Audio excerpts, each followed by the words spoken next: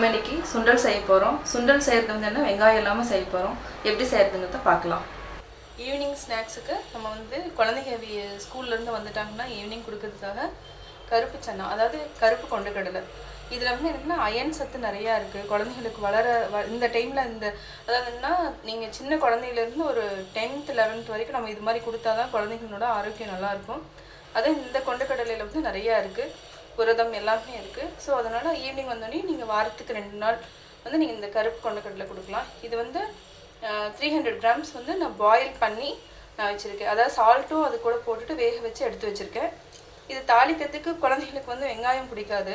So அதனால் evening snacks பெரியவங்கன்னா வெங்காயமெல்லாம் நம்ம add பண்ணிக்குவோம். ஸோ குழந்தைங்களுக்காக பண்ணுறேன்.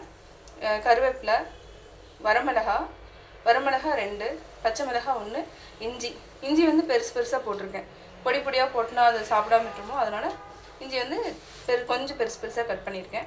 கடுகு, உளுத்தம்பருப்பு, கடலைப்பருப்பு இது தாளிக்கிறதுக்கு எப்படி செய்யறதுன்னு பார்க்கலாம். இப்போ வந்து நல்லெண்ணெய் வந்து 2 ஸ்பூன் ஊற்றி தான் தாளிக்கிறேன்னா. எப்போவுமே ரீஃபைண்ட் ஆயில் இந்த இதுக்கு வந்து நல்லெண்ணெய் ஊற்றி தாளித்தாவும் டேஸ்ட்டாக இருக்கும்.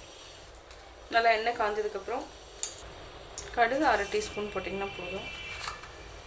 கடலைப்பருப்பு, உளுத்தம்பருப்பு 2 சேர்த்து வச்சுருக்கேன். ஸோ இது கொஞ்சம் நல்லா கடுகு பொரிஞ்சதுக்கப்புறம் போட்டால் போதும். பொரிஞ்சிச்சு நல்லா கடலைப்பருப்பு. இது பொரிஞ்சதுக்கப்புறம் சிம் பண்ணிக்கோங்க. ஹை ஃப்ளேமில் வேண்டாம், சீக்கிரமாக இதாயிடும். வரமிளகா எல்லாமே இது வந்து எப்படின்னா லைட்டாக ஸ்மெல் மட்டும் இருக்கும். காரம் வந்து லைட்டாக தெரியாது, ரொம்ப தெரியாது. அதனால தான் நம்ம இந்த மாதிரி இது பண்ணுவோம். நம்ம வேணால் குழந்தைங்களுக்கு கொடுக்கறதுக்கு முன்னாடி இந்த வரமிளகாய் இதெல்லாம் எடுத்து வச்சுட்டு கூட நம்ம கொடுத்துக்கலாம். இஞ்சி அதனால தான் பெருசாக போட்டுருக்கோம். இதை நீங்கள் எடுத்து வச்சுட்டு கூட கொடுத்துக்கலாம். அவ்வளோதான். இதை தாளித்து வச்சுட்டு தேங்காய் வேணால் போட்டுக்கலாம். பட் தேங்காய் வந்து என்ன நம்ம டைம் இருக்கிறத பொறுத்து தான். தேங்காய் போட்டால் சீக்கிரமாக வாசடிச்சிடும்.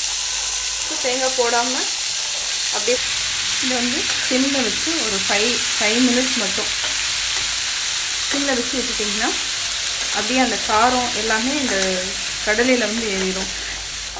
ஒரு 5 மினிட்ஸ் மட்டும் நீங்கள் மூடி வச்சுருங்க. மூடி வச்சோன்னு ஆஃப் பண்ணிடலாம். மூடி வச்சு 5 மினிட்ஸ்க்கு அப்புறம் நம்ம ஆஃப் பண்ணிக்கலாம்.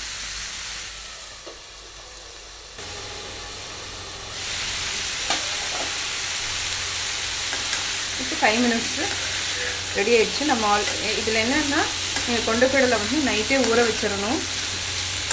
ஊற வச்சுட்டு வேக வைக்கிறது வந்து குக்கரில் வந்து 4 விசில் விட்டுருங்க.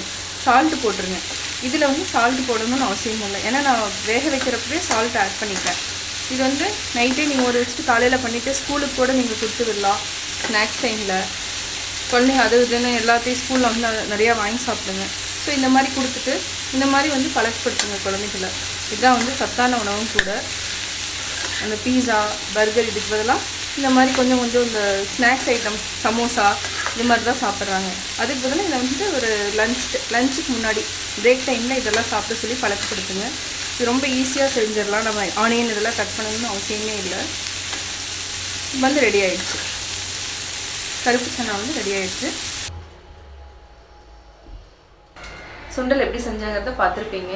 கட்டாயம் உங்களுக்கு பிடிச்சிருக்கும். பிடிச்சிருந்தா லைக் பண்ணுங்கள், சப்ஸ்கிரைப் பண்ணுங்கள்.